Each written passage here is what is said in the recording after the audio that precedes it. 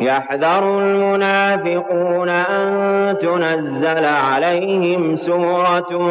تنبئهم بما في قلوبهم قل استهزئوا إن الله مخرج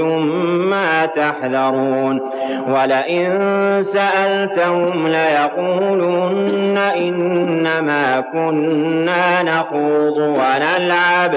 قل أبالله وآياته ورسوله كنتم تستهزئون لا تعتذروا قد كفرتم بعد إيمانكم إن نعف عن طائفة منكم نعذب طائفة بأنهم كانوا مجرمين